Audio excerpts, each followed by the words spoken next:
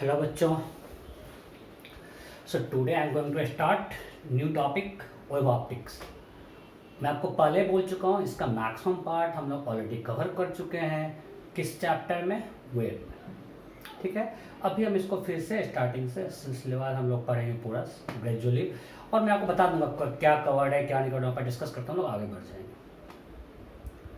So web optics मतलब नाम से यह वेब मतलब हमने लाइट को यहाँ पे वेब माना हुआ है। आपको दो chapter, geometrical optics and web optics. Geometrical optics हम लोग मानते हैं light travels in straight line, ठीक है, उस पर हम बाद में आएंगे जब पढ़ोगे। सो अभी वेब ऑप्टिक्स में लाइट को क्या माना हुआ है? वेब। इसका एक मज़ेदार हिस्ट्री है, मैं बार बार क्लास में बोलता हूँ। स्टार्ट अगर हम पढ़ते हैं 1637 से, एक फिजिसिस्ट डिस्कार्ड्स उन्होंने दिया corpuscular model of light. Normally हम लोग पढ़ते हैं क्या है, आप हर जगह पढ़ते हो कि न्यूटन का कॉर्पस्कुलर थ्योरी है। बेसिकली इन्होंने ही दिया था ये कॉर्पस्कुलर थ्योरी ऑफ लाइट, इन्होंने दिया था। And he told that light is made of particle called corpuscle. उसको न्यूटन ने थोड़ा और डेवलप किया और उसने अपना बुक लिखा ऑप्टिक्स। ये बुक बहुत ज़्यादा फेमस हुआ और ऑब्वियसली न्यूटन बहुत बड़े फेमस साइंटिस्ट है। तो हम लोग को नॉर्मल लोगों को पता आता है मैक्सिमम की ये थ्योरी दिया था न्यूटन ने। बट आप जाने होगा कि पहले इनका क्या हो, आपके एनसीईआरटी का स्टेटमेंट है, जो डाटा में लिखा सारा कुछ एनसीईआरटी का है। तो पहले इन्होंने दिया था कॉर्पस्कुलर थ्योरी ऑफ लाइट, इसको न्यूटन ने थोड़ा डेवलप किया और अपने बुक ऑप्टिक्स में इसको पब्लिश किया। तो उन्होंने क्या कहा, light is made up of particle, उसने सेंस लॉ को प्रूव कर दिया, फिर लॉ ऑफ रिफ्लेक्शन को प्रूव कर दिया, तो सब लोग सही माने।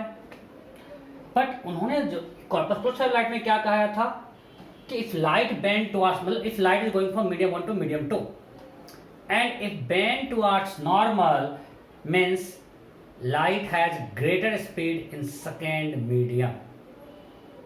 उन्होंने ऐसा कुछ कहा था, एक कॉर्पस्कुलर थ्योरी में था। If a light goes from medium 1 to medium 2 and if bend towards normal it has greater speed in medium 2। ये कॉर्पस्कुलर थ्योरी था, ठीक है। उसके बाद ये आया हाइगर 1678 में, उन्होंने वेव थ्योरी ऑफ लाइट दिया।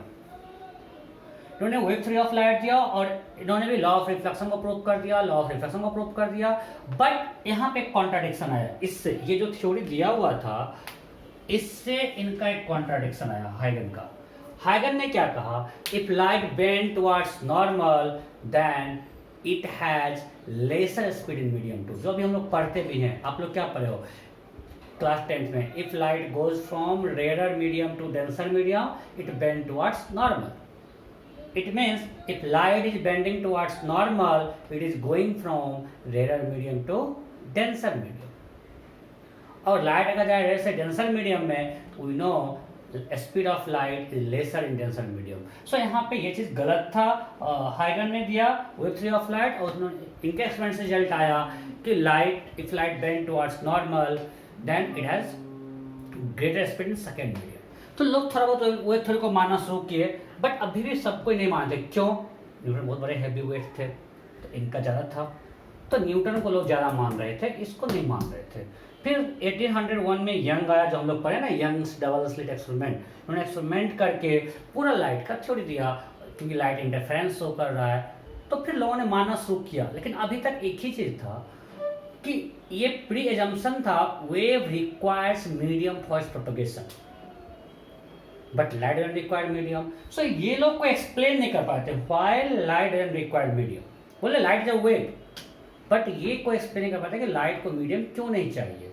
तो मैक्सवेल ने, जो आप लोग पढ़ोगे लास्ट बाद में, इलेक्ट्रोमैग्नेटिक वेव थ्योरी दिया और उन्होंने पूरा बोला light is an electromagnetic wave and when light travels through medium electric field magnetic field oscillates.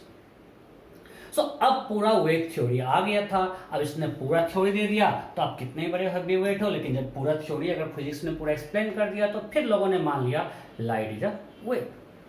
लेकिन आपको पता है उसके बाद एक और हैवी वेट आए, आइंस्टाइन, और उनका फेमस फोटो इलेक्ट्रिक एक्सपेरिमेंट। और आप हम लोग पढ़ेंगे क्लास 12th में ही पढ़ेंगे, उसका जो रिजल्ट था फोटो इलेक्ट्रिक एक्सपेरिमेंट का जो रिजल्ट था, it couldn't be explained by wave theory of light.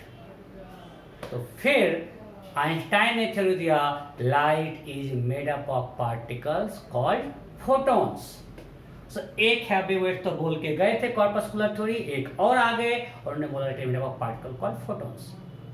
But बात यह है, ठीक है आप बहुत बड़े साइंटिस्ट हो, आपने बोल दिया पार्टिकल से बना हुआ, आइंस्टीन ने बोला, लेकिन इसको भी तो कोई गलत करोगे भाई। जितना जो हाइगन ने, जो यंग ने, मैक्सवेल ने पूरा थ्योरी इलेक्ट्रोमैग्नेटिक वेव थ्योरी को, उसको भी तो गलत नहीं कर पा रहे थे। तो बाद में हम लोगों ने एक्सेप्ट कर लिया dual nature of light. So it shows both particle as wave nature. तो हम लोग जो अभी जो प्रेजेंट सिनारियो है, हम लोग क्या मानते हैं, डुअल नेचर। सो अब भी जो हम लोग स्टडी करेंगे वो study about wave nature of light. जब हम लोग मॉडर्न फिजिक्स में पढ़ेंगे वहाँ पे हम लोग देखेंगे पार्टिकल नेचर ऑफ लाइट, जो ये फोटोन से बना हुआ है, तो हमको आगे पढ़ना है। सो ये हिस्ट्री है, मजेदार हिस्ट्री है, क्या क्रोनोलॉजी है।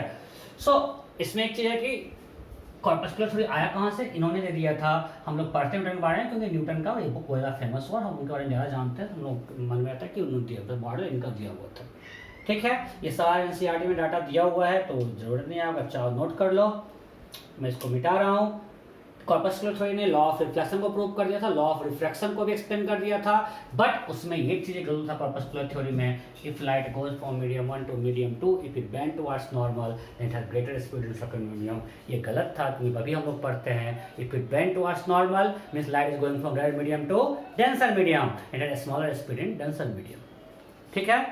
ओके, इसको मिटाता हूँ। सो ये था हिस्ट्री। सो हम लोग को जो पढ़ना है हाइगन से पढ़ना है, जो जिसने वो एक थ्योरी दिया था, हाइगन्स प्रिंसिपल। सो हाइगन्स प्रिंसिपल पढ़ने से पहले हम लोग क्या पढ़ेंगे, वेव फ्रंट, इसका यूज होगा वेव फ्रंट।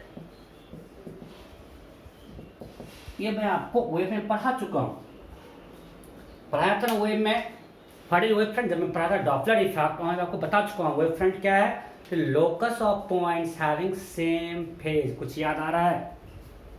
वेव फ्रंट क्या है, locus of points having same phase, locus of points having same phase.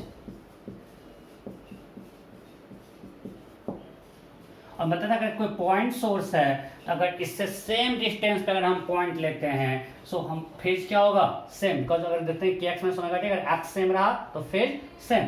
सो अगर पॉइंट सोर्स है तो इसका वेव फ्रंट क्या होगा, कोस 3D में क्या होगा, concentric spheres. It's a wave front for a point source. ये पॉइंट सोर्स है, ये मैं आपको पढ़ा चुका हूं, राइट। बिकॉज सेम आ रहा है। अगर साइन वेव लेते हैं, अगर साइन वेव लेते हैं y equal to A sine के एक्स माइनस ओमेगा टी, अगर आप देखोगे फेज इसकी हम बात करते हैं, तो जिसका जिसका x सेम होगा, अगर 3D लेंगे तो लेंगे ए साइन के आर माइनस ओमेगा टी, तो जिसका जिसका r सेम होगा उसका फेज क्या होगा, सेम। और उसका सेम फेज है मीन्स ये क्या है, वेव फ्रंट है, because locus of points having same phase. अब बोलोगे ये कैसे हुआ, तो आपको हम बता चुके हैं, अगर यहाँ पे 2 पाई ऐड करें हमको सेम फेज मिलता है कि नहीं मिलता है, k x minus omega t and k x minus omega t plus 2 pi have same phase. ये आप लोग पढ़े थे ना, minimum distance between 2 points having same phase lambda. तो हम लैम्डा लैम्डा एक्सप्रेशन पे ले लेते हैं तो हमको फिर से मिल जाएगा wave front, right. So for point source wave front is concentric spheres in 3D। 2D में आपको दिख रहा है सर्कल, और 3D में क्या होगा, स्फीयर्स। अब मान ले लाइन सोर्स लेते हैं, लाइन सोर्स मान लेते हैं यहाँ से कुछ लाइट निकल रहा है, या इस साइड ट्यूबलाइट यहाँ से निकल रहा है, तो सेम आर अगर लेके हम मिलाएंगे तो क्या मिलेगा हमको, सिलेंडर। ये सब कराया हुआ है भाई। So for line source we have cylindrical wave front. This is cylindrical wave front for line source, cylindrical wave front for line source. So wave front क्या है, क्लियर है, the locus of points having same phase। ठीक है, phase क्या है हम लोग बहुत पढ़ चुके हैं, फटाफट छाप लो, फटाफट छापो, फटाफट छापो।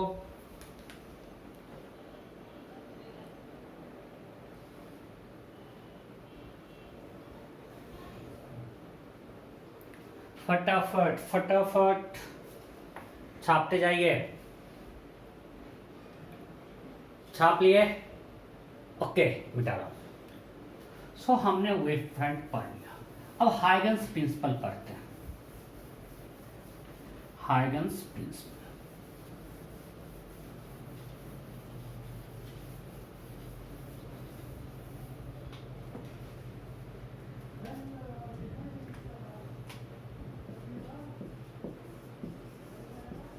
हाइगन्स प्रिंसिपल,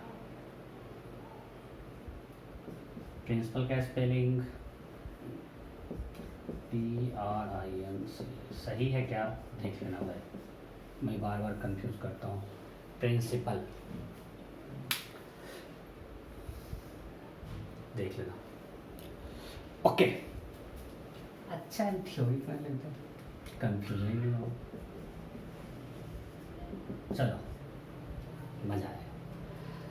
सर इसमें जो 3 थ्योरियों को पढ़ना है, फर्स्ट क्या है,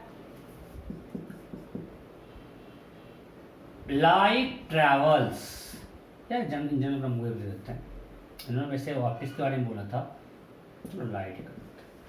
light travels perpendicular to wave front, light travels perpendicular to wave front, मैं लिखा देता हूँ, देखो first, light travels perpendicular to wave front, इसका फर्स्ट प्रिंसिपल था कि wave always propagates perpendicular to wave front, ये फर्स्ट प्रिंसिपल ऑफ हाइगन, wave always propagates perpendicular to wave front. अब अगर हम इसको देखें, एक सिंपल एग्जांपल लेते हैं, पॉइंट सोर्स है, इसका ये वेव फ्रंट था। अब बताओ पॉइंट सोर्स से रेडियली आउटवर्ड हर डायरेक्शन में निकलेगा वेव,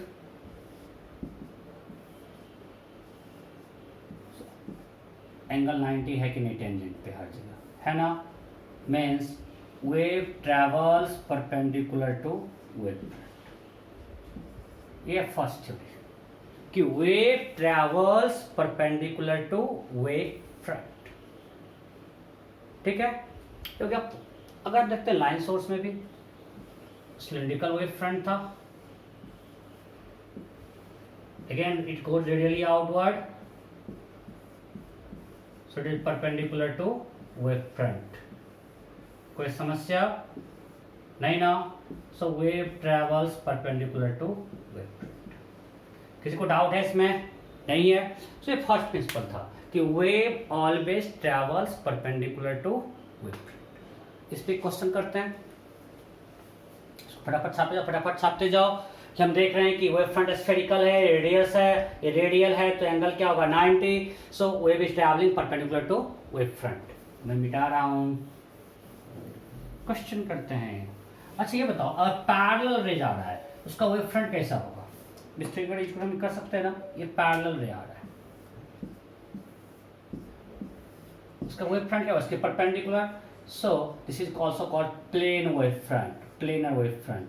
अगर मेरा रे पैरेलल है तो ये मेरा लाइट वेव है और ये सब क्या है, वेव फ्रंट, इसके परपेंडिकुलर,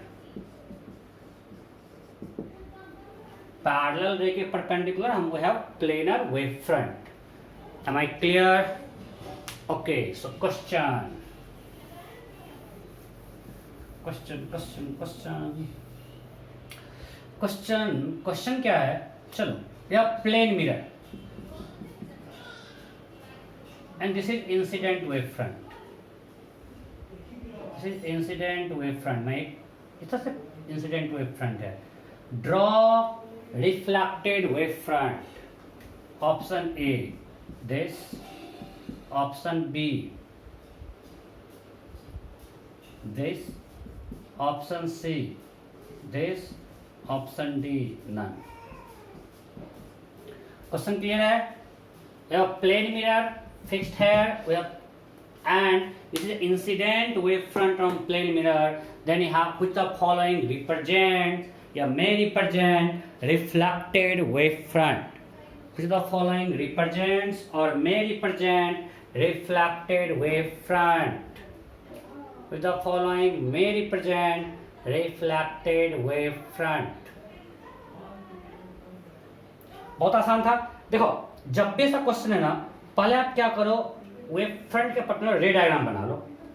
अगर ये इंसिडेंट वेव फ्रंट है इंसिडेंट रे इसके परपेंडिकुलर आ रहा होगा, so ये इंसिडेंट रे, रिफ्लेक्टेड रे ऐसा जाएगा नहीं, अगर ये रिफ्लेक्टेड रे है तो इसके परपेंडिकुलर रिफ्लेक्टेड वेव फ्रंट होगा, तो कुछ इस तरह का, विदाउट, सो आंसर क्या होगा बी। पक्का? ओके, नेक्स्ट मिटाएं इसको, तो बहुत टाइम दिया, जल्दी जल्दी करो, जल्दी जल्दी करो, फटाफट फटाफट लिख लेना, हमें मिटा रहा हूं। Next question,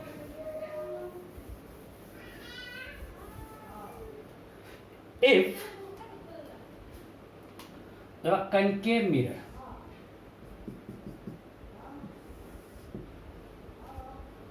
and this is incident wave front, thinner wave front, this is incident wave front, then draw the shape of reflected wave front, then draw the shape of reflected wave front, draw the shape of reflected wave front। फटाफट फटाफट, मैं आपको hint कर चुका हूँ कि आप रे डायग्राम बना लो, फिर वेव फ्रंट ड्रॉ करना बहुत ही आसान होगा। जब भी क्वेश्चन पूछे वेव फ्रंट ड्रॉ करने का, फर्स्ट ड्रॉ रे diagram.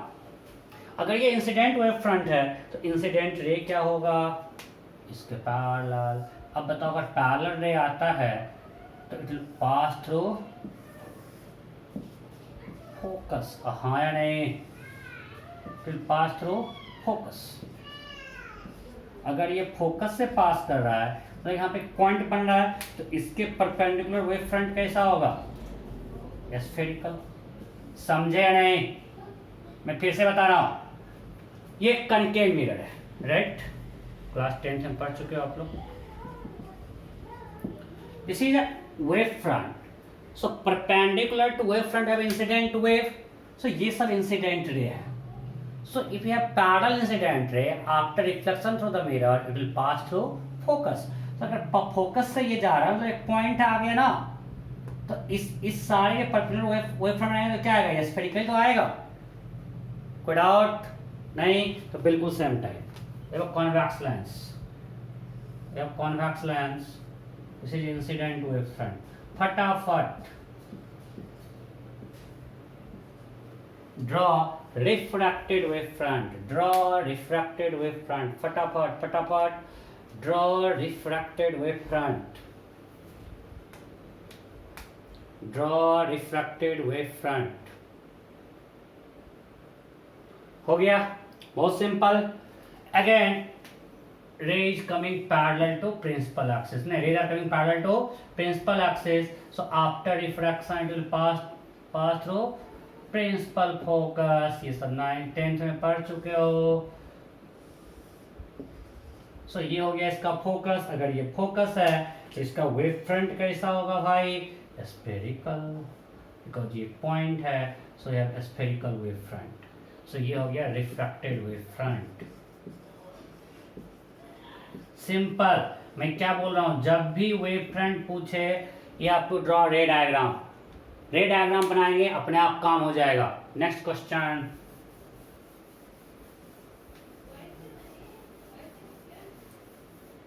next we have a pigeon and this is incident wave front, then draw emergent wave front। जब लाइट बाहर आएगा you have to draw its emergent wave front। let's say glass prism, draw emergent wave front। फटाफट फटाफट जल्दी करो, मैं fast नहीं जा रहा हूँ, जल्दी करो जल्दी करो। I have given you incident wave front in front of a prism, you have to draw emergent wave front, draw emergent wave front।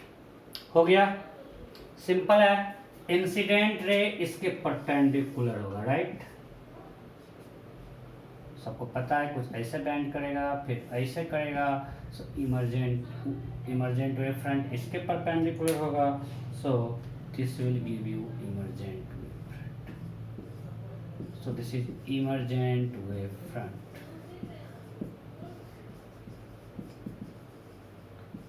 और ये क्या है, इंसिडेंट।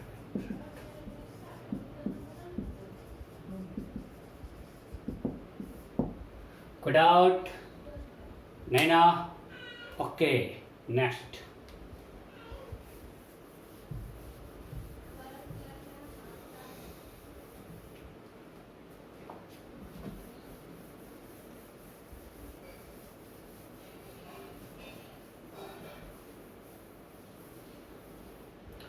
ओके नेक्स्ट है मानते हैं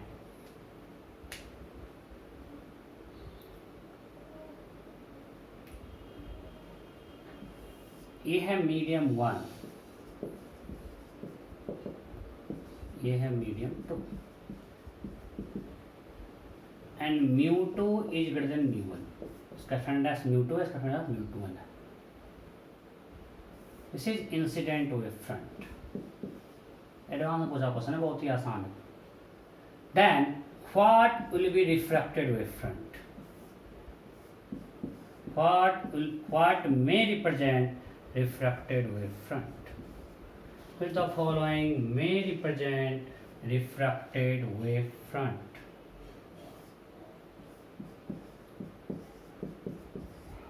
Which of the following may represent refracted wave front? Question clear है? Medium 1, medium 2, refractive index of medium 2 is greater than refractive index of medium 1. Then which of the following may represent refracted wave front? Which of the following may represent refracted wave front? Auto correction से बहुत घाटा हुआ, पूरा spelling में भूल गया. जहाँ जाओ, व्हाट्सएप जाओ, जीमेल जाओ, वर्ड जाओ, हर जगह ऑटो करेक्शन कर देता है. स्पेलिंग पे हम लोग ध्यान देना ही छोड़ दिए. गंदी चीज़ हो गया. जल्दी कर यार, इतना क्या टाइम लग रहा है इसमें. फटाफट फटाफट फटाफट करो, जल्दी करो. Which of the following may represent refracted wave front? Which of the following may represent refracted wave front? हो गया, गुड. ओके, ध्यान दो. तो इसके परपेंडिकुलर होगा incident ray, right? Now wave is coming from rare medium to denser medium. तो μ2 μ1 से बड़ा है, मीन्स ये हो गया डेंसर और ये हो गया rare. So wave is coming from rare to denser medium, it will bend towards normal. अगर नॉर्मल तरफ आएगा तो इसका परपेंडिकुलर होगा वेव फ्रंट. अब बताओ, इसके जब परपेंडिकुलर होगा तो ये एंगल तो डिक्रीज कर गया, तो ये एंगल भी क्या करेगा? डिक्रीज करेगा ना. सिंपल होता ना, अगर ऐसा होता पूरा हॉरिजॉन्टल हो जाता. हाँ या नहीं? तो जैसे जैसे इधर आ रहा है ये एंगल डिक्रीज करेगा, तो आंसर क्या होगा? सी. मैं फिर से बोल रहा हूँ, अरे भाई एक एक्सट्रीम केस लो. अगर ये बिल्कुल बेंड करके यहाँ आता तो वो फ्रंट क्या होता? हॉरिजॉन्टल. मतलब एंगल डिक्रीज कर रहा है, अभी थोड़ा सा इधर बेंड किया तो एंगल थोड़ा डिक्रीज करेगा. Good out. So answer is C.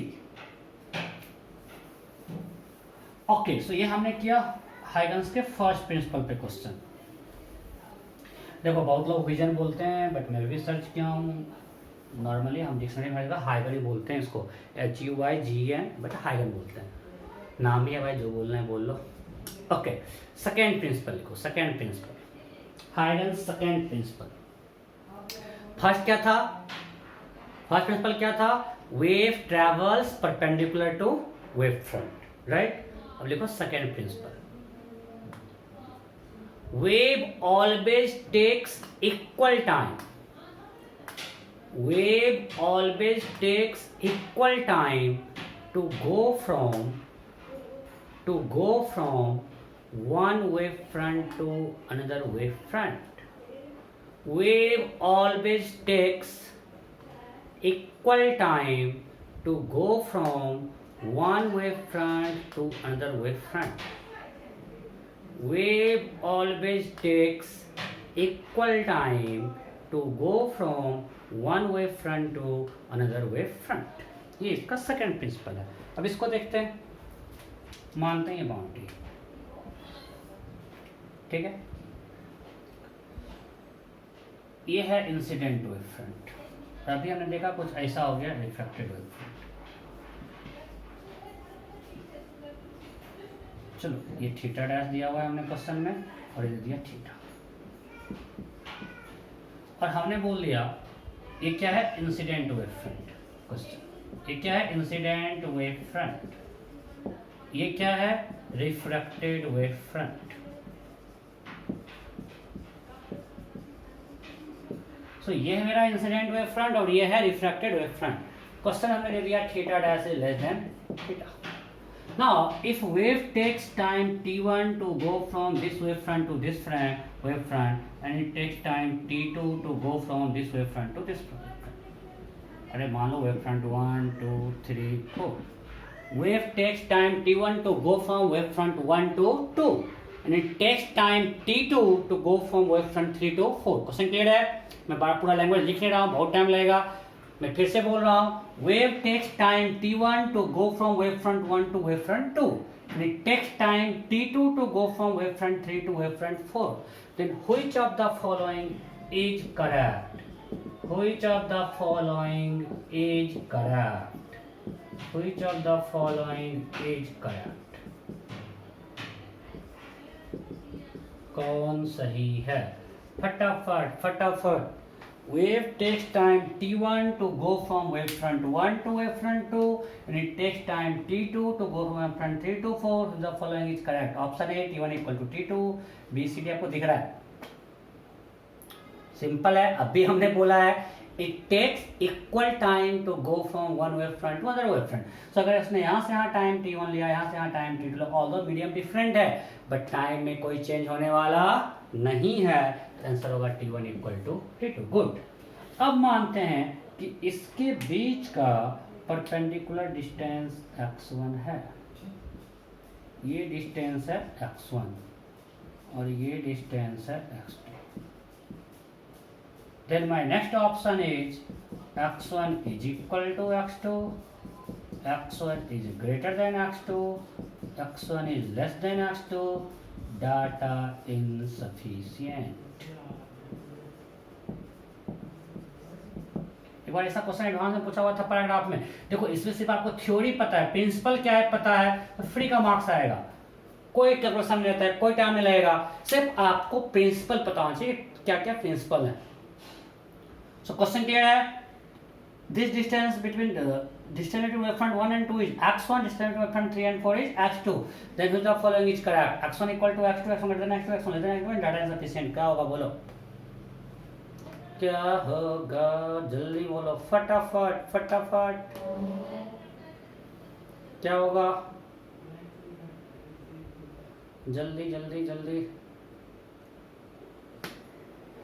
Okay, बहुत लोग डे भी बोल रहे हैं। अच्छे बताओ μ1 μ2 में कौन बड़ा है? अगर इसका रिफ्रैक्टिव इंडेक्स μ1 है और इसका μ2 है, अभी किए हैं कि μ2 μ1 से बड़ा हो, क्योंकि डेंसर मीडियम है तभी बेंड टुवर्ड्स नॉर्मल, ये एंगल घट जा रहा है। अभी मैंने किया है, अभी पिछला क्वेश्चन में किया था कि if μ2 greater than μ1 light is going from denser medium to denser medium bend towards normal, if it go towards normal तो एंगल डिक्रीज करेगा।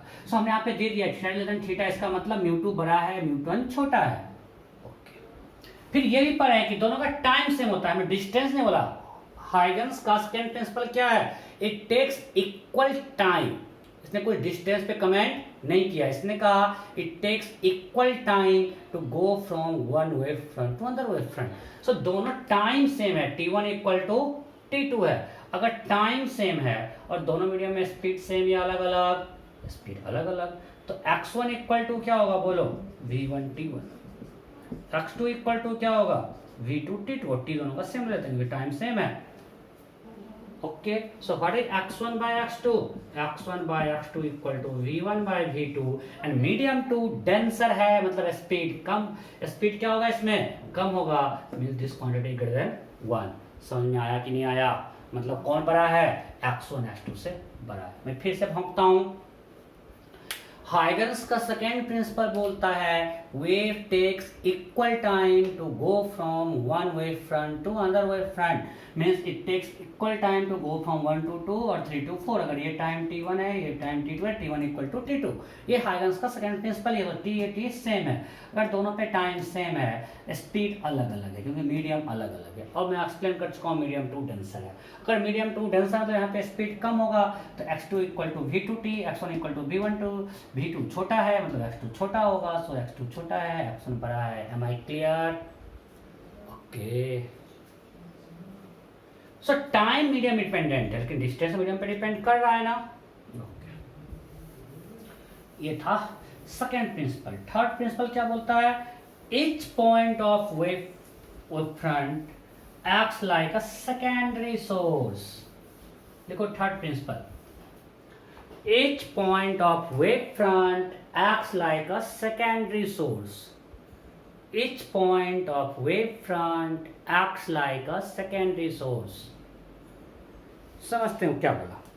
कि मान लीजिए मेरा एक पॉइंट सोर्स था, इसका हमने वेव फ्रंट ड्रॉ कर दिया, ये हमने प्राइमरी सोर्स का वेव फ्रंट ड्रॉ किया। अब Huygens second principle, third principle बोलता है कि अगर मान ये पॉइंट लिए, this also acts like a secondary source.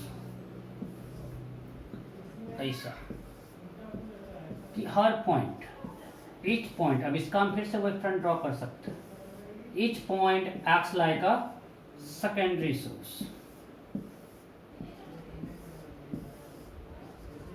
Good out.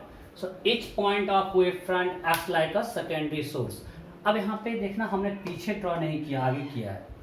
देखो इसमें थोड़ा कंफ्यूजन है, कुछ बुक्स में रहता है कि पीछे में, बट आपके एनसीईआरटी में लिखा हुआ है कि उन्होंने बोला बैक वेव डजंट एग्जिस्ट। तो कहीं कहीं लिखा रहता है कि दोनों तरफ वेव है, आगे भी है पीछे, बट ज़्यादा आगे जाएगा। तो अभी एनसीईआरटी ने बोल दिया है कि बैक वेव डजंट एग्जिस्ट, हम बैक में नहीं कर रहे हैं, हम सिर्फ फ्रंट में ले रहे हैं। कोई डाउट नहीं? सो हम बैक वेव नहीं मान रहे। सो हमने क्या बोला? Each point of wave front acts like a secondary source, और हमने उसका वेव फ्रंट से ड्रॉ कर दिया। ठीक, ये है हाइगन्स के थ्री प्रिंसिपल। आपको प्रिंसिपल पता होना चाहिए। इससे क्वेश्चंस क्या आते हैं, जैसे एक बार एडवांस में आपको जो हम अभी करवाए थे पिछला क्वेश्चन पैराग्राफ में दिया हुआ था, और बोर्ड के लिए बहुत इंपॉर्टेंट है। बोर्ड में हाइगन्स का प्रिंसिपल पूछेगा, वेव फ्रंट पूछता है, और will prove law of reflection and law of refraction using Huygens principle। ये बोर्ड बहुत पूछता है भाई, 5 मार्क क्वेश्चन पूछता है। Proof of law of reflection and law of refraction using Huygens principle, ये बोर्ड पूछता है। इन्होंने क्या क्या पढ़ा? वेव फ्रंट पढ़ा, फिर हाइगन्स प्रिंसिपल पढ़ा। अब लिखिए topic, proof of law of refraction, proof of law of refraction using Huygens principle। Proof of law of refraction using Huygens principle। Law of refraction। आपको प्रूफ कुछ याद रखना पड़ेगा इसमें steps. Law of refraction using Huygens principle। So we'll prove law of refraction using Huygens principle। ठीक है? Okay,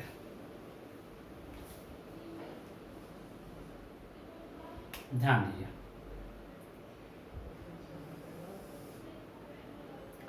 मानते हैं मेरा मीडियम 1 है, मीडियम 2 है। मैं एक केस के लिए कर रहा हूं कि μ2 μ1 से बड़ा है, जबकि बोर्ड में आपको कंडीशन दिया जाता है कि अलग अलग केस के लिए। तो प्रूफ का तरीका बिल्कुल सेम है, तो अलग अलग में कुछ नहीं होगा। एक बैंड अगर μ2 बड़ा है means light ray will going towards normal, अगर μ2 छोटा है it will bend away from normal. But proof के मेथड में कोई अंतर नहीं है। I am doing for μ2 greater than μ1। So ये मेरा इंसिडेंट रे है,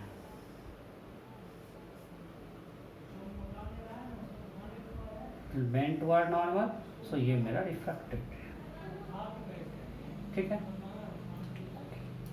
अब अगर इंसिडेंट रे है तो हमने ब्लू से मैं ड्रॉ कर रहा हूं इंसिडेंट वेव फ्रंट। सो ये मेरा होगा इंसिडेंट वेव फ्रंट। ये क्या है? Incident wave front. और इसके परपेंडिकुलर क्या होगा? Refracted wave front. हम इसके परपेंडिकुलर एक ड्रॉ कर दिए, refracted wave front.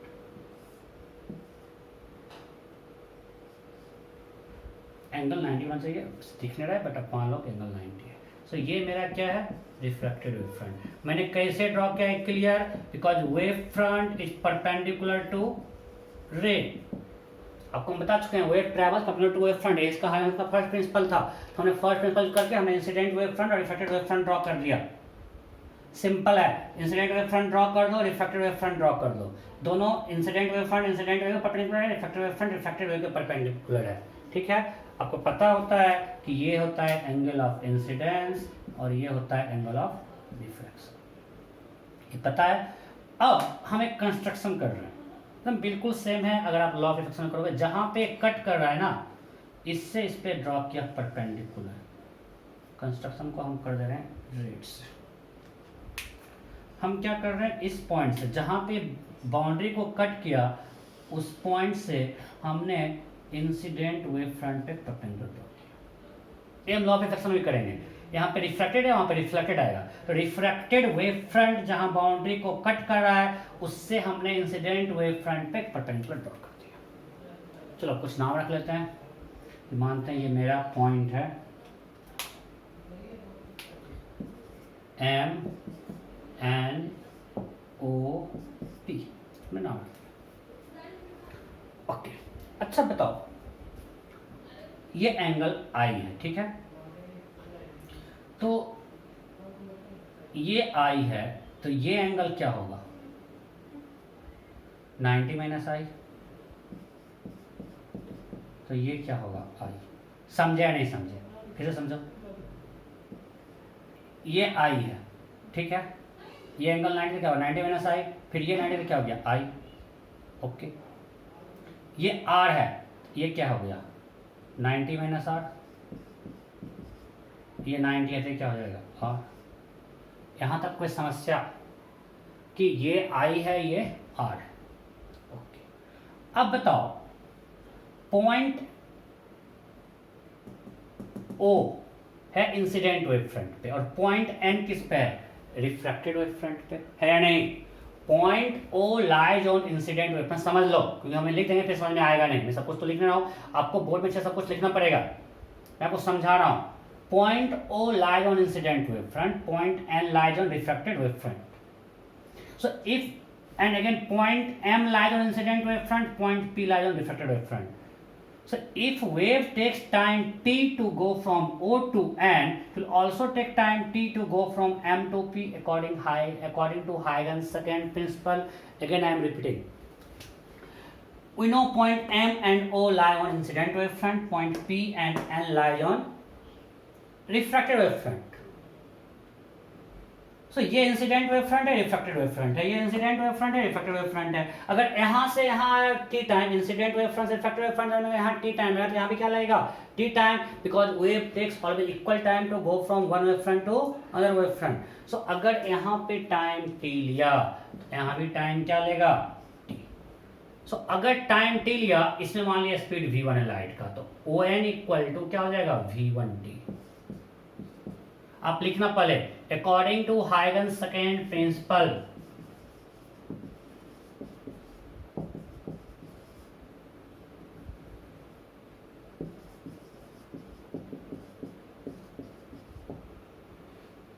according to Huygens second principle it takes equal time to go from one wave front to, मैं पूरा लिखूंगा बहुत टाइम लगेगा। सो आप लिख लो, एक यार समझ लीजिए था, खुद लिख सकते हो यार। सो अकॉर्डिंग टू हायर second principle it takes equal time to go from incident wave front to refracted wave front. So अगर यहां से यहां टी टाइम लिया, तो यहां से भी टाइम क्या लेगा टी। सो अगर ये डिस्टेंस है v1t, तो ये डिस्टेंस क्या हो गया v2t, ये क्या हो जाएगा v2t।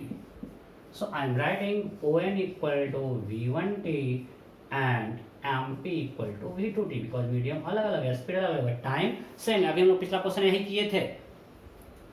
Okay, now in triangle, right angle triangle, MON, sin I equal to P by H.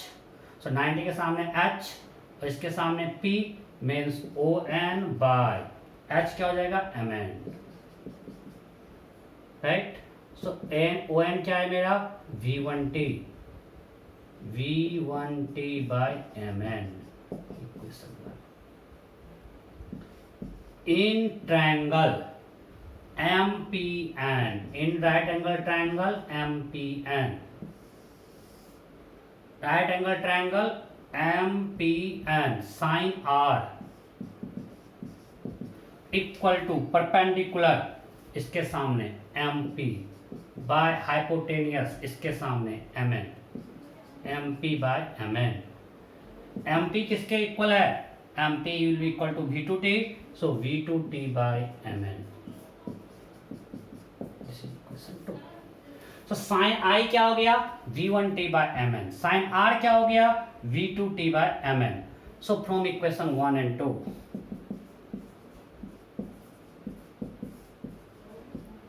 from equation 1 and 2, sin I by sin R, हम 1 को डिवाइड कर दिए, क्या हो जाएगा? V1T bye V2T। हाँ नहीं है, कट जाएगा ना, so T cancel, V1 by V2 that is equal to μ2 by μ1। आपको पता है V1 equal to C by μ1 and V2 equal to C by μ2, तो 10th में पढ़े हो, यही तो होता है Snell's law, law of refraction. तो sin I बाय sin R equal to μ2 by μ1, पक्का। सो ये law, proof of law of second law of refraction using Huygens principle. छाप लो इसको, ये आप लोग को याद रखना है, बोर्ड के लिए बहुत इंपॉर्टेंट है और याद रखना बाबू बहुत आसान है। हमने क्या किया, सिंपल हमने किया कि हमने पहले इंसिडेंट वेव फ्रंट ड्रॉ किया, रिफ्रैक्टिव वेव फ्रंट ड्रॉ किया, और रिफ्रैक्टिव वेव फ्रंट जहां बाउंड्री कट कर रहा है उससे हमने incident wave front particular draw कर दिया। उसका आपको दिख जाएगा खुद क्या करना है, कंस्ट्रक्शन किया आपको दिख जाएगा क्या करना है। फटाफट छापो, फटाफट छापो, फटाफट छापो, मैं आपको वेट कर रहा हूँ, फटाफट छापो।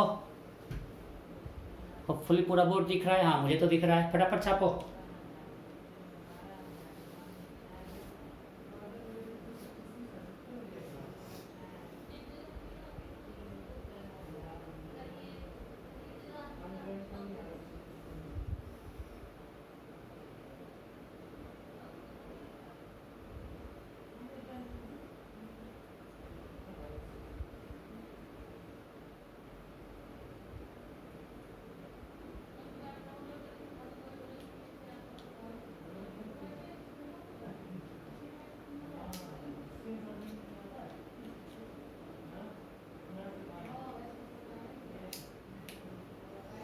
ओके, छाप लिए,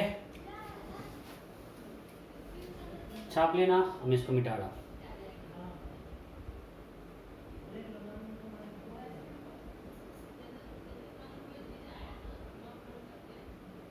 मिटाता हूँ।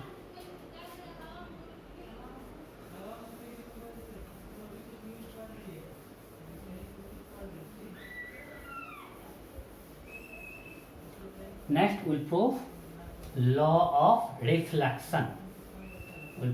इसमें देखो आपको एनसीईआरटी में 2 केस दिया था और बोर्ड में पूछता है, हमने जो किया μ2 ग्रेटर देन μ1 के लिए, μ1 ग्रेटर देन μ2 में कुछ होने वाला है क्या, सिर्फ थोड़ा सा यहाँ पे ये शेप ये चेंज होगा, अदरवाइज मेथड बिल्कुल सेम है। सो आपको कंडीशन दिख रहा था, इसके लिए प्रूव कीजिए, तो सबसे आप डायग्राम बना लो, ये डायग्राम बस चेंज होगा, कुछ चेंज होने वाला नहीं है। अब लॉ ऑफ रिफ्लेक्शन, थोड़ा इसमें डायग्राम में कंफ्यूजन होता है। लॉ ऑफ रिफ्लेक्शन, इसको हमें प्रूव करना है। We have to prove law of reflection using Huygens principle।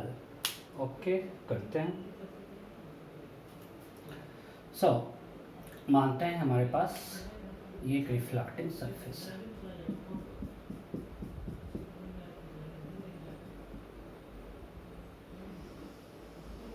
ये हमारा इंसिडेंट वेव है और ये हमारा रिफ्लेक्टेड वेव। डायग्राम में ध्यान दें, कंफ्यूजन हो जाता है लोगों को, कौन वेव है कौन वेव फ्रंट है। सो ब्लैक से हमने दिया इंसिडेंट वेव, ये आई ये आर, हमको प्रूव करना है angle I equal to angle R, ये प्रूव करना है, ठीक है।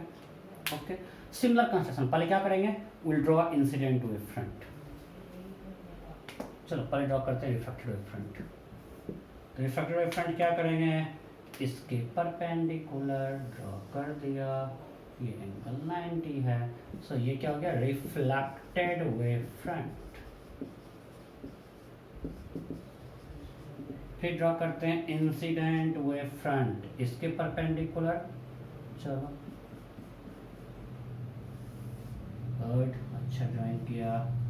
ये अपने आप में शाबाशी दे रहा हूँ। सो ये मेरा क्या है, इंसिडेंट वेव फ्रंट। पहली बार मैंने ढंग से डायग्राम बना दिया एक बार में, सही में। बस शाबाश, तुम लोग खुद से बना दिया, तुम लोग भी शाबाश है, इसमें क्या दिक्कत है? क्यों?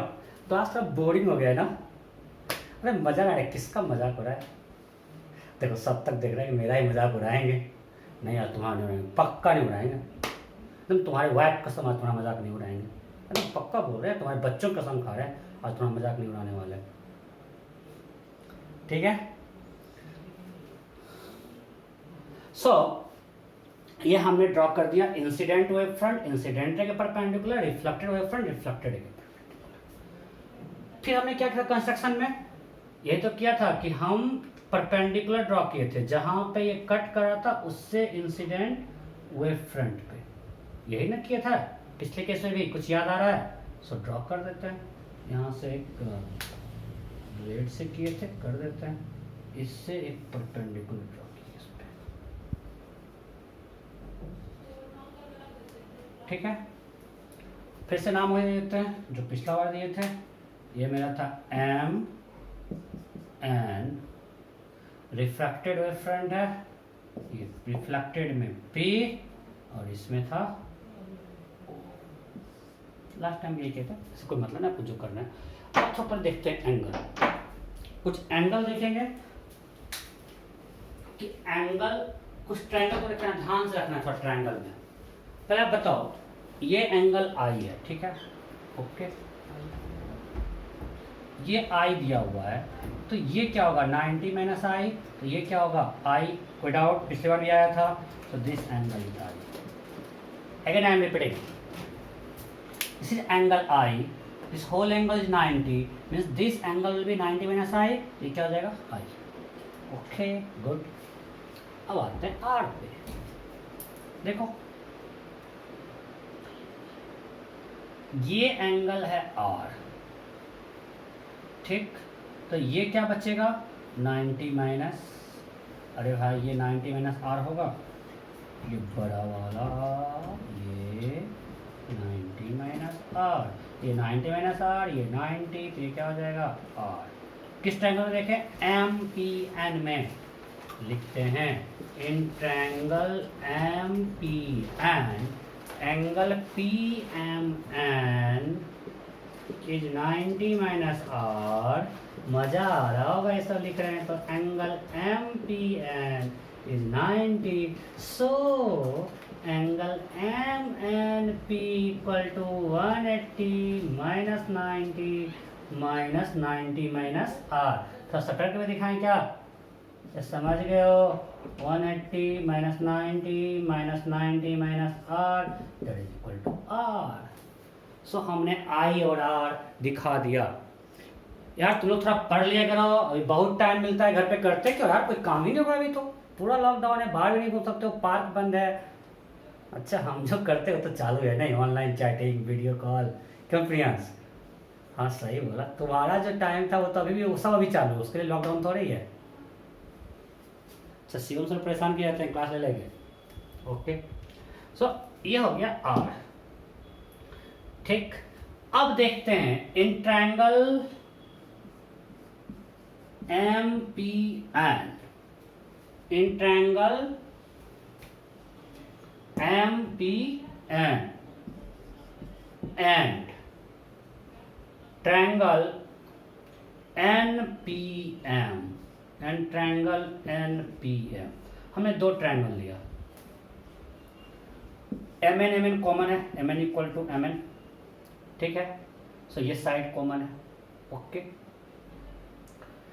एंगल एम पी एन, अरे क्या गलती कर दी हमने, क्या क्या ट्रायंगल लिया? एक क्या लिया, क्या बोल रहे हैं, एम ओ एन लेंगे ना, दोनों एक ही ट्रायंगल दिया, और साइड चेंज करके।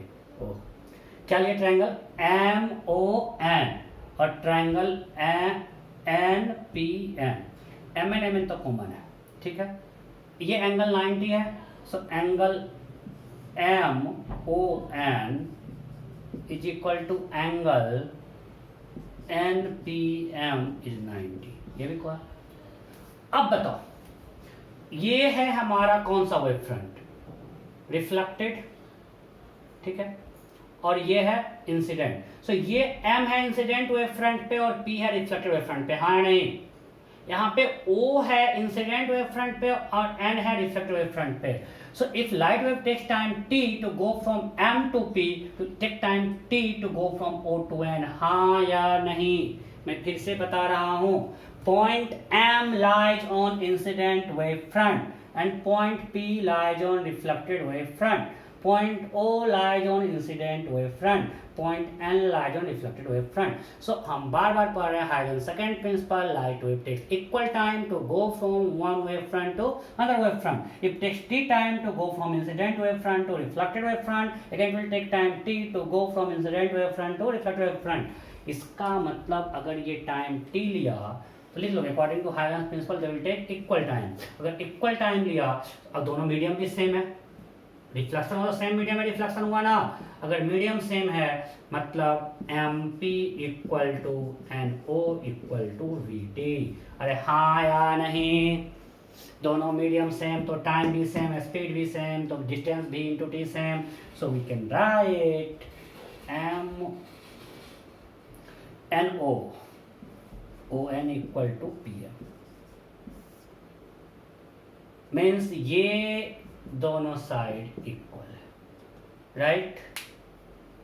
ये कॉमन है, ये कॉमन है, एंगल 90 है। तो दोनों ट्रायंगल कॉन्ग्रुएंट है कि नहीं है, कॉन्ग्रुएंट है पक्का, इतना आपको मैथ्स आता है, हम मान के चलते हैं। So triangle M O M in congruent to triangle N P M, ठीक से लिखे ऑर्डर, सही लिखे। इसका मतलब angle O M N will be equal to angle O M N will be O M N will be equal to angle P N M.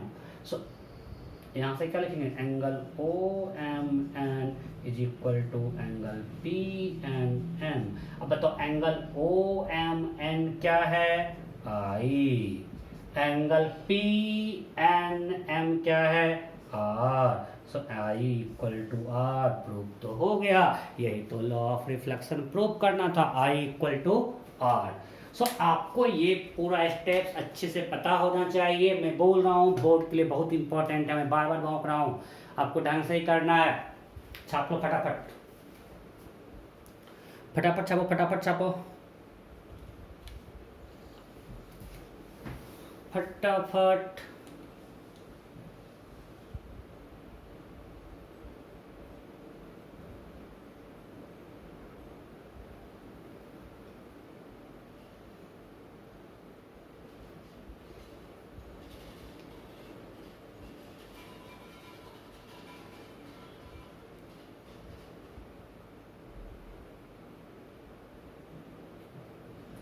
Okay, छाप लिए,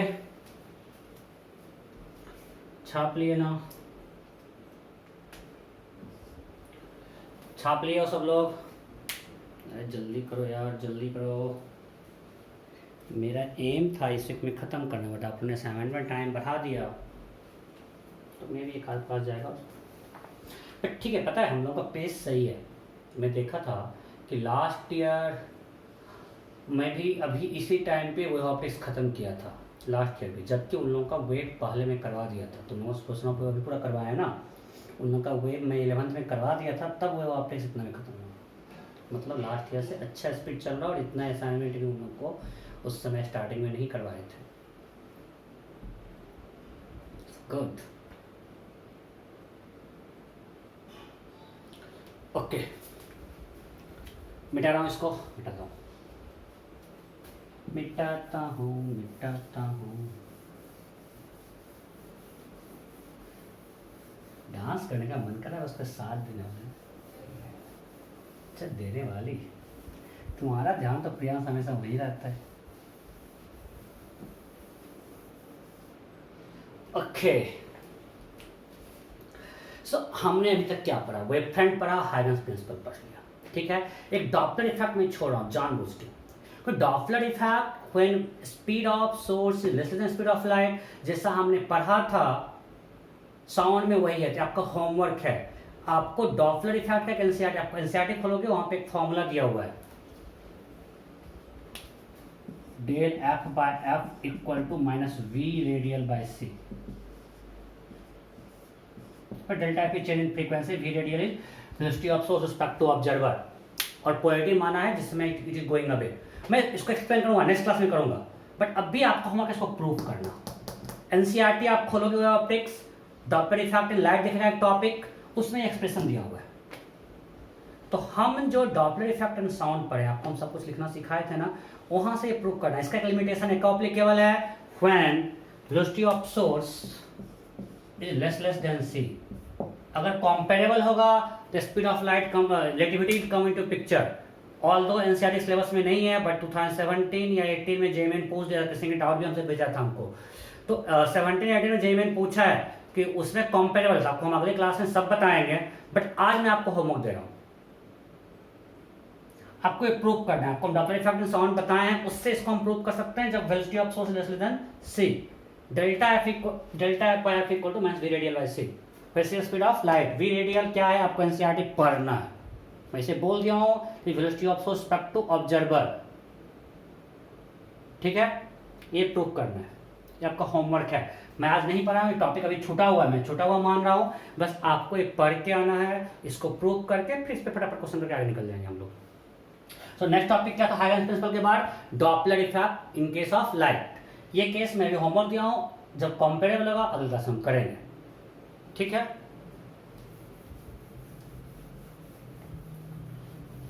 okay, अब नेक्स्ट आता है सुपरपोजिशन। भाई उसमें तो हम लोग मास्टरी किए हुए हैं।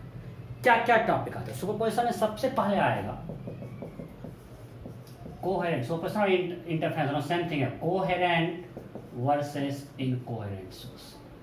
कह के तुम्हें थक गया हूं, दोनों में क्या डिफरेंस है बताओ, क्या डिफरेंस है कोहेरेंट और इनकोहेरेंट में? अरे when two sources are called coherent, ठीक है, जब दो सोर्स के बीच का फेज डिफरेंस टाइम इंडिपेंडेंट हो। अगर फेज डिफरेंस टाइम पे डिपेंड नहीं करता है तो क्या बोलते हैं, कोहेरेंट। और अगर फेज डिफरेंस टाइम डिपेंडेंट है तो क्या बोलते हैं, इनकोहेरेंट सोर्स। कोहेरेंट सोर्स क्या होता है, फेज डिपेंडेंट टू सोर्स या टाइम इंडिपेंडेंट। ये हम लोग बहुत कर चुके हैं। अब हमको यहाँ पे एक चीज बताना है, तो साउंड के केस में आप देखो, एक क्वेश्चन में भी दो लाउड स्पीकर दिया हो रहता था, स्पीकर 1 स्पीकर 2, एंड दोनों का फ्रीक्वेंसी सेम है, कोहेरेंट है। आपको हम बता चुके हैं फॉर कोहेरेंट और frequency must be same.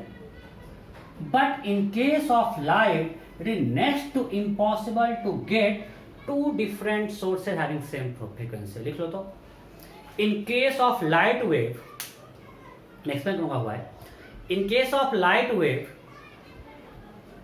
it is impossible to get two sources having same frequency. It is impossible to get two sources having same frequency. जैसे हम साउंड के केस में दो ट्यूनिंग फॉर्क ले लिए, दोनों का फ्रीक्वेंसी सेम है, तो वहां पे दो अलग सोर्स कोहेरेंट हो सकता था। लेकिन लाइट के केस में ऐसा पॉसिबल नहीं है। क्यों? देखो, क्रिएशन ऑफ साउंड वेव, जो साउंड वेव जनरेट होता है, that is molecular level phenomenon. हम मॉलिक्यूल में कुछ ऑसिलेशन हो रहा है, उससे साउंड जनरेट हो रहा है, उसको हम कंट्रोल कर सकते हैं। बट लाइट वेव कैसे होता है? आप लोग क्लास 11th में पढ़ चुके हो एटॉमिक स्ट्रक्चर चैप्टर में। क्या पढ़े कि हमारे पास डिफरेंट एनर्जी लेवल्स हैं एटम्स में। हम लोग एटम्स की बात करते हैं, एटम्स में डिफरेंट एनर्जी लेवल्स हैं। फिगर अच्छा नहीं है, गैप बढ़ते आता है, ये मैं बस एस्मेटिक है, आपको ध्यान रखना है, ये बिल्कुल सही डायग्राम नहीं है। यहाँ गैप ज़्यादा होगा, यहाँ गैप कम होगा, ठीक है, कर दे क्या, थोड़ा और गैप कम जाएगा, सब ध्यान रखना चाहिए।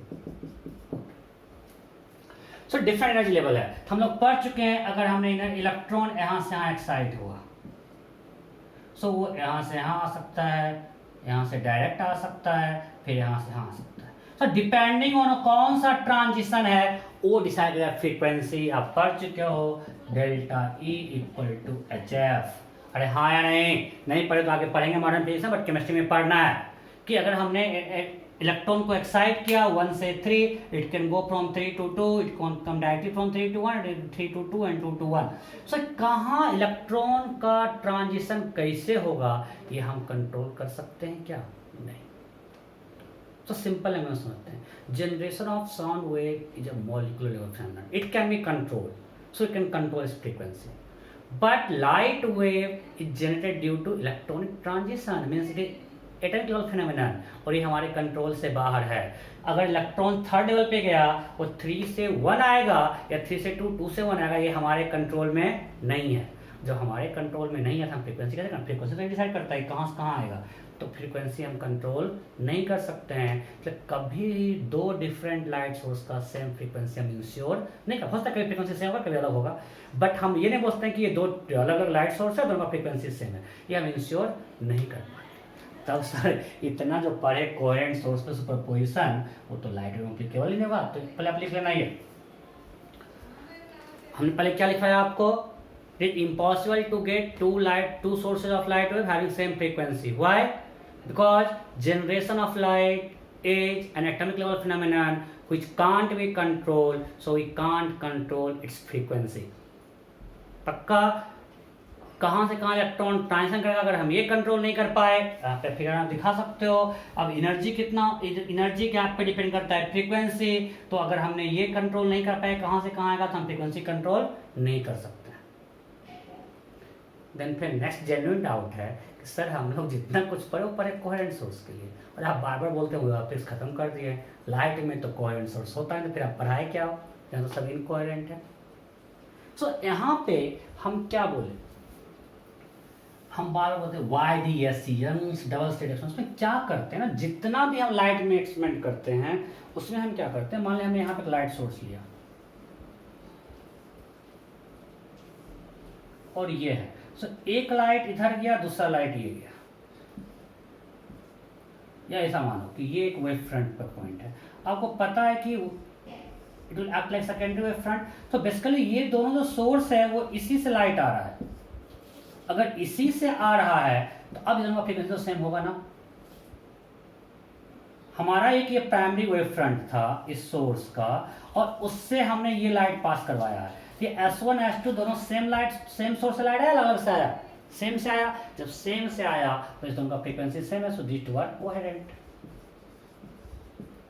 या फिर क्या करते हैं, मान लीजिए यहाँ पे लाइट सोर्स,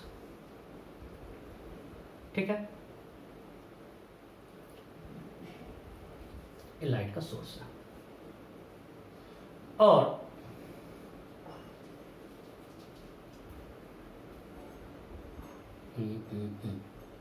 यहां एक डिटेक्टर है और यहां एक मिरर रखती है।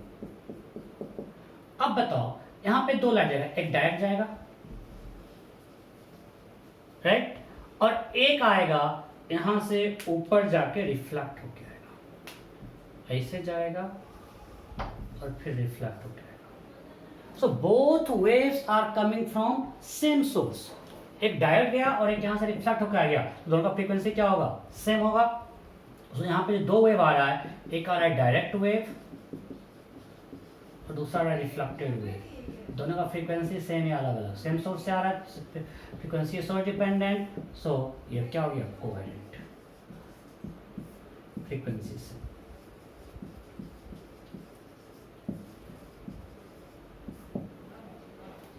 सो हम यही देखेंगे, हम पढ़ेंगे थिन फिल्म इंटरफेरेंस। वहां पे एक फिल्म रहेगा, ठीक है, और उस पे जो हम इंटरफेरेंस देखेंगे, मान लीजिए यहाँ पे सोर्स रखा हुआ है, तो एक लाइट यहां से रिफ्लेक्ट होके ये स्क्रीन है,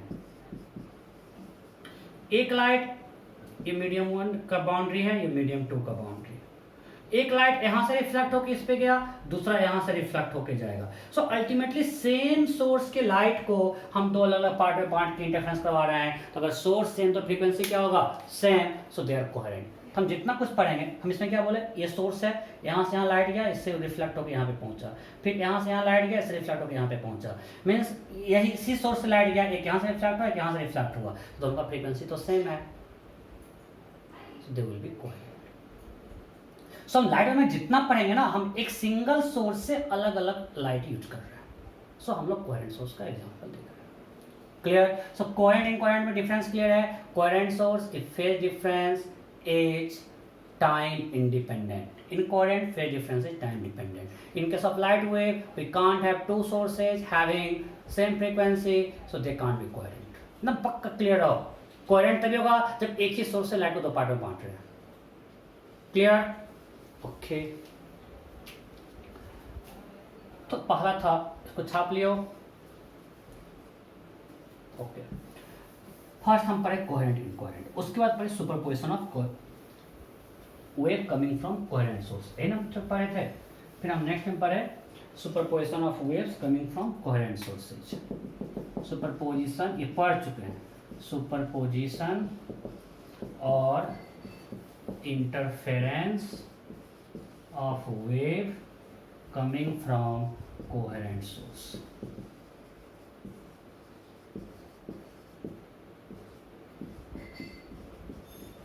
इसमें क्या क्या पढ़े मैं एक बार आपको रिकैप कर रहा हूँ। डेल्टा फाई असाइनमेंट भी किए हैं पूरा, 2π/11 डेल्टा एक्स। फिर पढ़े A net equal to net amplitude equal to √A1 square plus A2 square plus 2A1 A2 cos phi. पढ़े I net equal to I1 plus I2 plus 2√I1 I2 cos phi. Means if you have two waves and their amplitude are A1 and A2 and they are interfering, their phase difference is phi, then net amplitude will be this. हमने wind का equation लिखना भी सीखा था। If you have two waves having intensity I1 and I2 and phase difference between them is phi, then net intensity at a point will be I1 plus I2 plus 2√I1 I2 cos phi। पढ़े थे ना? और इसमें कैसे थे? If I1 equal to I2 is equal to I, then I net equal to 2I into 1 plus cos phi। ऐसे पढ़े थे आई मैक्स क्या होगा 4i एंड आई मिन क्या होगा 0, इस केस के लिए, सॉरी इस केस के लिए, राइट? ये सब पढ़ा हुआ है। फिर हमें पता condition of maxima and minima. Condition of maxima क्या था? कंडीशन ऑफ मैक्सिमा या कंस्ट्रक्टिव इंटरफेरेंस क्या था? Delta x equal to N lambda n0 1 2 3, ये सब पढ़ा हुआ है। फिर पढ़े थे कंडीशन ऑफ मिनिमा। मैं जस्ट एक बार रिकैप करवा रहा हूँ आपको। Condition of minima delta x equal to 2n+1 या -1 डिपेंड करता है ना आपने कहाँ से स्टार्ट किया, कंफ्यूज नहीं करना है। हम यहाँ से स्टार्ट कर रहे हैं 0 1 2 3। कोई दिक्कत? ये सब हम कर चुके हैं, इस पर क्वेश्चन भी किया, मैं बार बार बोल रहा हूँ, ये सारा कुछ किया हुआ है। तो एक क्वेश्चन में करवा के तो सिंपल सुपरपोजिशन से मैं आगे बढ़ता हूँ। मैं सब कुछ करवाया हूँ, मैं फिर से रिपीट करने वाला नहीं हूँ। आपका सुपरपोजिशन आपको लेक्चर 1 2 3 अप टू 9 तक किया हुआ है। जिनको थोड़ा भी दिक्कत है अपना नोट्स पढ़ो या लेक्चर देखो, जितना करवाया हूँ सब इसमें करवाया हुआ है, मैं कुछ भी रिपीट नहीं कर रहा हूँ।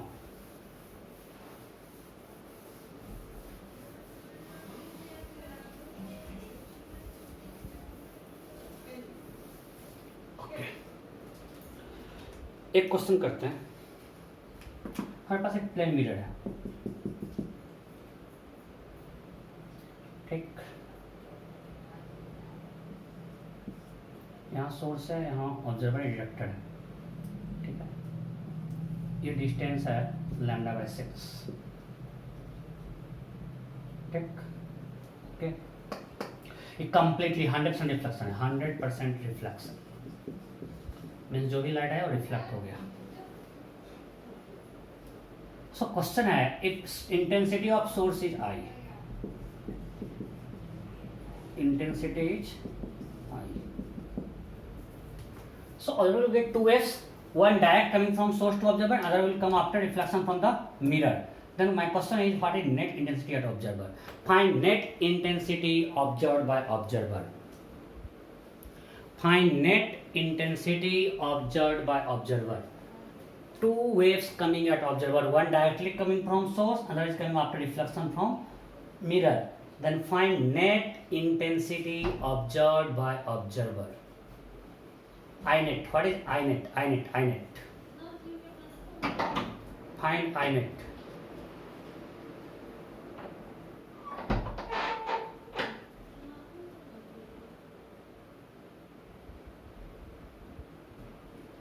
हो गया क्या? गलती कर दिए बहुत लोग। आईनेट क्या होगा? सो आपने क्या कर दिया, डेल्टा एक्स इक्वल टू, अच्छा एक मान लिया यहां से आ गया एक्स। सो x1 क्या किया आपने, पाथ लेंथ x, और x2 क्या कर दिया, x plus lambda by 6 plus lambda by 6 x plus lambda by 3। ये सही या गलत? जो लोग बोल रहे हैं सही, अभी सामने तो बहुत थप्पड़ मारते। ये मैं करवा चुका हूं, लास्ट लेक्चर जो करवाया था ऑर्गन पाइप वाले में मैं आपको बताया था। साउंड वेव में सही था, बिकॉज साउंड वेव हम लोग मानते हैं प्रेशर वेव, और pressure wave due to reflection from denser medium there is no phase change. But बता चुका हूं in case of string wave और in case of light wave due to reflection from denser medium there is phase change by pi. मैं same thing करवाया हूं वहां पे। सो यहां से जब ये वेव गया यहां से यहां x लैम्डा बाय 6, जब यहां पे रिफ्लेक्ट होगा डेंसर मीडियम से, so due to reflection from mirror, या डेंसर मीडियम है ये, तो due to reflection from mirror there will phase change by pi. Important है, आईटी में पूछा हुआ क्वेश्चन है। So there will phase change by pi, इस कॉन्सेप्ट में क्वेश्चन पूछा हुआ है। There will phase change by pi. So यहाँ पे वेव जो है मिरर से रिफ्लेक्ट होकर आ रहा है, जब रिफ्लेक्ट करेगा तो due to reflection from denser में there will phase change by pi. आपको पता है फेज चेंज बाय पाई किसके इक्विवेलेंट होता है, अगर डेल्टा फाई पाई है this is equal to 2 pi by lambda into delta x. So what is delta x is equivalent to lambda by 2। सो हमको मिरर से रिफ्लेक्शन का एक लैम्डा बाय 2 ऐड कर देना पड़ेगा। सो ये करना पड़ेगा x plus lambda by 3 plus lambda by 2। So what is path difference? Path difference is lambda by 3 plus lambda by 2। कितना होगा बोलो? 5 लैम्डा बाय 6। समझ में आया नहीं? So what is delta phi? Phase difference will be 2 pi by lambda into 5 lambda by 6. Lambda got cancelled. It's 5 pi by 3. So delta phi is 5 pi by 3. So now we'll write I net. So what is cos phi? Cos 5 pi by 3. Cos 2 pi minus pi by 3. That is cos pi by 3. हाँ, कोई दिक्कत नहीं ना? कोई गलती नहीं कर रहे हैं ना? नहीं कर रहे। So half, so I net equal to क्या होगा, 2i 1 to 1 plus cos phi, that is 2i into 1 plus half, that is 3i। Hopefully मैं आपको वार्म अप करवा चुका हूँ I net निकालने के लिए। फटाफट छापो, फटाफट छापो, जल्दी जल्दी जल्दी जल्दी।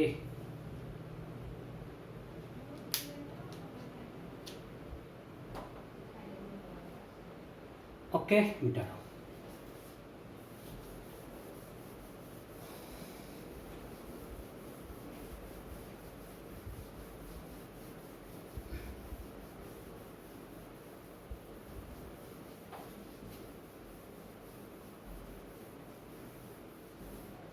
ओके जो नेक्स्ट है, फिर हमको जो पढ़ना है setup YDXC, Young's double slit experiment. इसका सेटअप क्या था?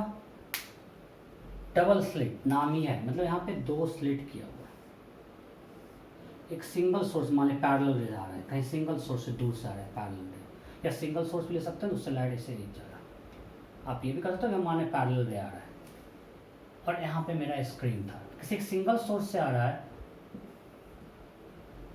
तो दोनों लाइट क्या होगा, कोहेरेंट होगा।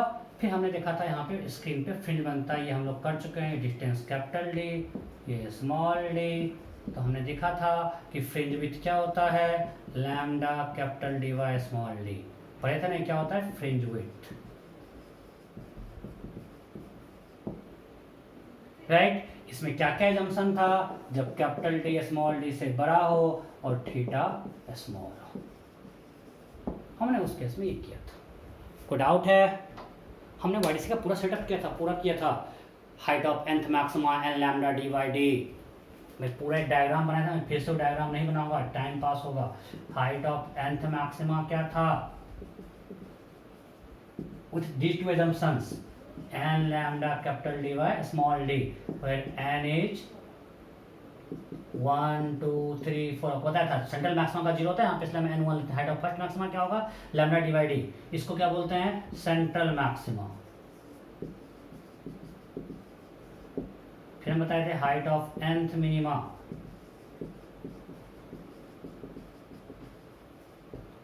Equal to 2n plus 1 lambda capital D by 2d, फिर n equal to 0 1 2 3 so on। और आपको हम बताए थे distance between two consecutive maxima और minima is same, distance between two consecutive maxima और minima is same, that is lambda D by D. कोई doubt? तो ये मेरा सिर्फ बेसिक सेटअप था। हमारे पॉइंट पे आई निकलवा चुके हैं, यहाँ पे इंटेंसिटी 4 आया होगा, मैक्सिमा पे मिनिमा पे होगा जीरो, कितना मैक्सिमा आएगा कितना मिनिमा मिलेगा, सब कुछ करवा चुके हैं हम आपको। कहाँ 3 आया होगा हम ये भी करवा चुके हैं। लास्ट में होमवर्क है इसका आंसर था 11 lambda capital D by 6d, आपको जो मैं लेक्चर में होमवर्क दिए थे। फिर आप क्वेश्चन बहुत करवा चुके हैं, सीट में भी दिए हुए हैं, तो सब करवाया हुआ है, कंप्लीट वाईडीएससी करवाया हुआ। जो नहीं करवाएंगे उस पर हम क्वेश्चन करवाते हैं। देखो एक question, in standard YDSC setup, question लिखो, in standard YDSC setup fringe width in a standard YDSC setup, fringe width in air is x.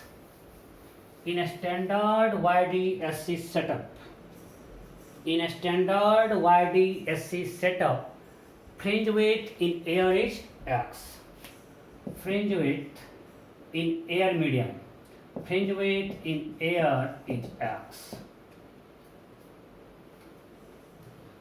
Then find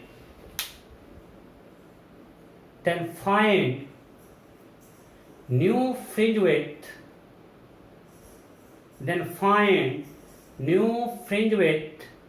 if whole setup is immersed into water.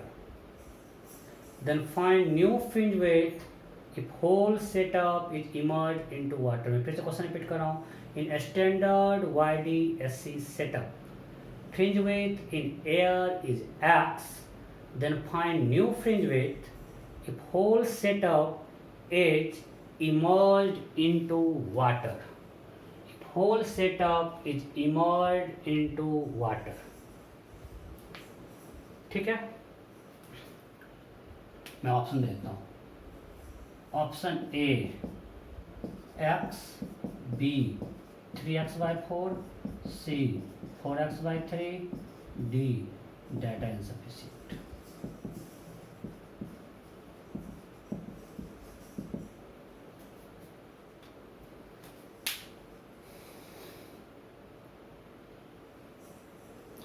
आपको पता है refractive index of water क्या होता है 4/3, ये आपको पता होना चाहिए। Refractive index of water is 4/3। Refractive index of water is 4/3, ये आपको पता है।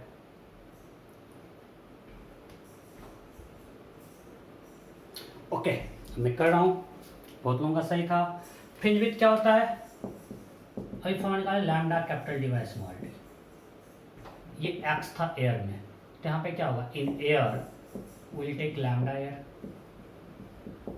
जब वाटर में जाएंगे तो सेटअप को हमने सबमर्ज किया, capital D small D change का सेटअप सेम है, वाटर में लैम्डा चेंज कर देगा, हाँ या नहीं? ओके, सो हो गया बीटा, हो गया beta dash. So now tell me what is beta dash by beta? ये तो कट जाएगा, होगा lambda in water medium by lambda in air. अब ये आप लोग जानते हो,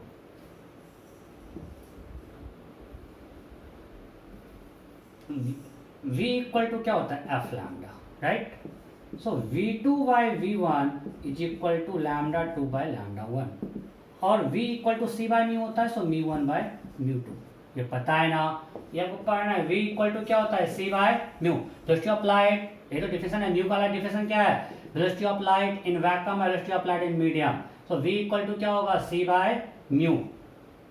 सो c by mu by c by mu, c cancel, ये आपको रिजल्ट पता होना चाहिए।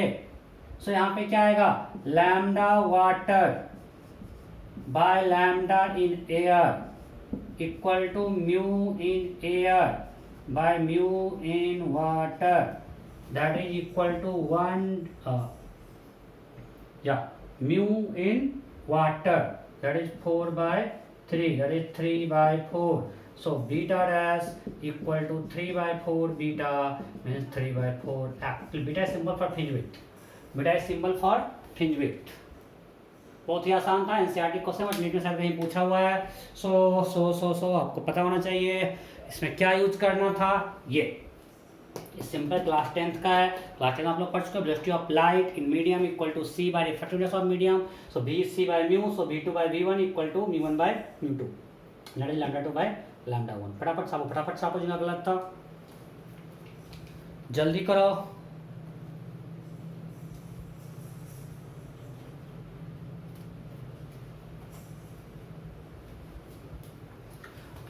ओके अच्छा, वाटर में ही हम दो लेजर सोर्स यूज कर रहे हैं। Whole setup is submerge into water, ठीक है। और हमारे पास दो अलग अलग टेस्ले, एक बार हमने यूज किया येलो लाइट, दूसरी बार यूज किया रेड। बता रहा हूँ, इसे लिखिए। क्वेश्चन क्या है,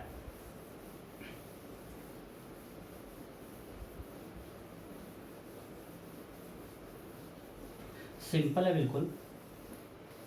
we have two identical setups, we have two identical YDSC setup। इसमें हम डाल रहे हैं रेड लाइट,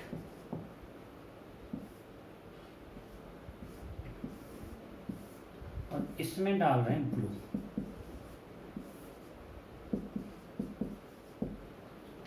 ये कैपिटल डी सेम है, स्मॉल डी इसमें भी है, स्मॉल डी इसमें भी है, स्मॉल डी, और यह है capital D. Means setup is identical, only difference is in setup 1 we are using blue red light, in setup 2 we are using blue light. अगर इसमें फ्रिंज विथ बीटा 1 है, इसमें फ्रिंज विथ बीटा 2 है, then option A beta 1 equal to beta 2, simple है। Beta 1 greater than beta 2, beta 1 less than beta 2, D none. क्या होगा बोलो। We have two identical YDSC setup. In setup 1 we are using red light for interference. In setup 2 we are using blue light for interference. Then the following is correct. Simple है, बहुत लोगों का सही है। क्या होगा, ये होगा ना, बीटा क्या है, lambda D by D. Beta is lambda capital D by small D. So lambda of red is greater then lambda of blue. आपको पता होता है वेवलेंथ का ज्यादा है, मतलब फ्रिंज विड्थ ज्यादा होगा। सो आंसर होगा बी। कोई डाउट नहीं? ओके नेक्स्ट लिखे तो, in standard YDSC setup, question लिखो। In standard YDSC setup electron waves have been used for interference. In a standard YDSC setup, electron waves have been used for interference. In a standard YDSC setup, electron waves have been used. Electron wave होता है ना, पढ़े हो ना? Electron waves have been used for interference. ठीक है, देखिए, if electron is accelerated by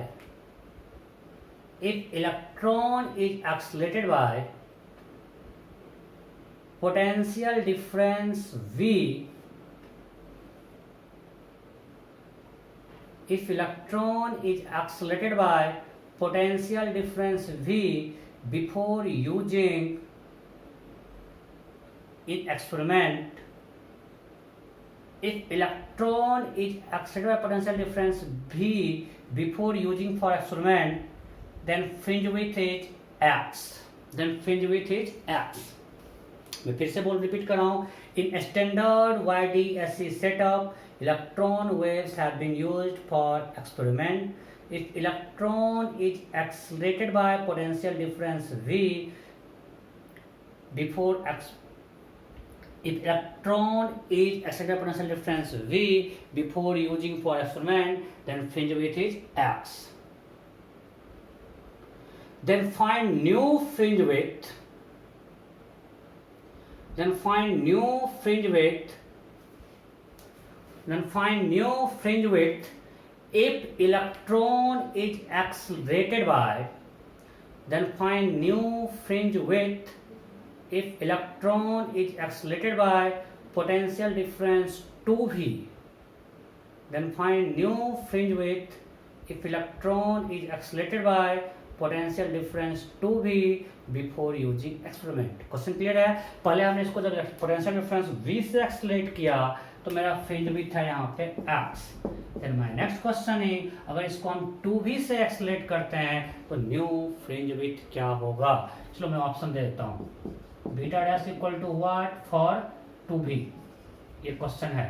option A x, option B 2x, option C √2x, option D x/√2.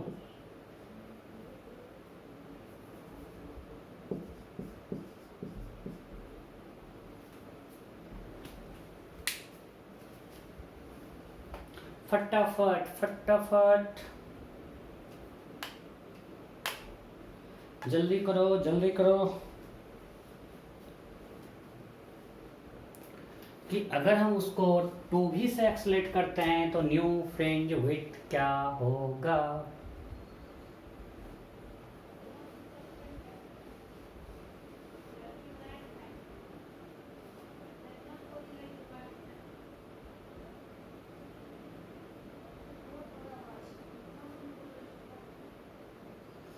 Okay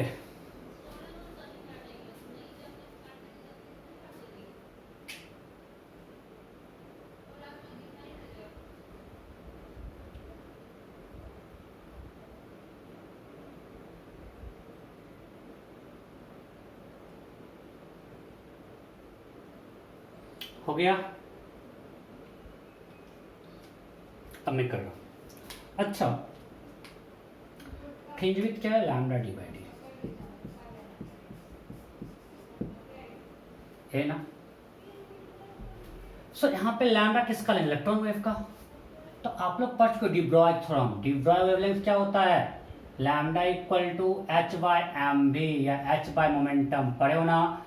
और आप ये भी पढ़ चुके हो वर्क ऑफ एनर्जी में P इक्वल टू √2km. अरे भाई काइनेटिक एनर्जी क्या होता है? Half M B square that is equal to half. हम ऊपर नीचे m से डिवाइड मल्टीप्लाई कर रहे हैं. Can be ten P square by 2m. So P equal to √2km.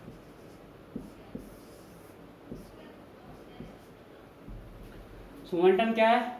√2km. So momentum हो गया √2km. अब काइनेटिक एनर्जी आपको पता है, क्लास 10 में पढ़े हो. If electron is extra potential difference V, it's के बिकम्स E into V. सो पहला केस में ये होगा h by √2e into Vm. ठीक है. अब नेक्स्ट केस में जब इसको हम 2V से एक्सलेट करेंगे तो लैम्डा ई डैश क्या होगा? h by √2e 2V into doubt. अरे डी ब्रॉय वेवलेंथ पढ़े हो ना. Lambda equal to h by M B, h by p momentum है √2km. मैं प्रूव भी कर दिया. और काइनेटिक एनर्जी आप यहाँ पे क्या है? Kinetic energy of electron. आपको बता चुका हूँ क्लास 10 आप पढ़ चुके हो. If electron is extra potential difference V, it's के बिकम्स E into V. हमने क्या पढ़ लिया? E into V. सो √2 into EVm. कोई दिक्कत? अगर इसको 2V से एक्सलेट किया तो भी होगा 2V, तो 2E 2V into m. So दोनों का ratio lambda E dash by lambda E क्या होगा? Lambda E dash by lambda E. क्या होगा बोलो,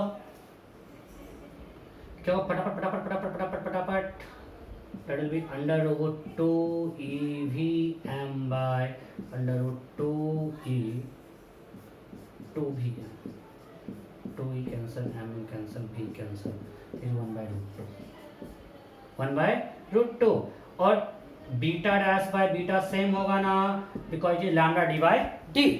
सो अगर लैम्डा डिक्रीज किया तो बीटा भी डिक्रीज कर जाएगा, तो it will be X by root 2। समझ में आया कि नहीं? मैं फिर से बोल रहा हूँ, फ्रिंज विड्थ का फॉर्मूला ये, ऑप्टिक्स यहाँ पे यहीं पे खत्म हो गया, लैम्डा डी बाई डी पे, वेव ऑप्टिक्स हमने यही यूज किया, fringe width equal to lambda capital D by small D. अब हम यहाँ पे यूज कर रहे हैं कुछ मॉडर्न फिजिक्स सेकंड आपको सब यूज कर रहे हैं, कुछ काइनेमेटिक्स यूज कर रहे हैं, कुछ मैकेनिक्स यूज कर लिए कि लैम्डा इक्वल टू होता है H by P, P equal to root 2 के, इलेक्ट्रोस्टैटिक्स हमने यूज कर लिया, kinetic energy equal to E into V, अगर वी को हमने डबल किया तो के हो जाएगा डबल, के डबल हो गया यहाँ पे, अब के डबल हुआ तो लैम्डा हो गया 1 बाई रूट 2 टाइम्स, सो फिर भी तो गया 1 by root 2 times. Clear? Okay, मिटाता हूँ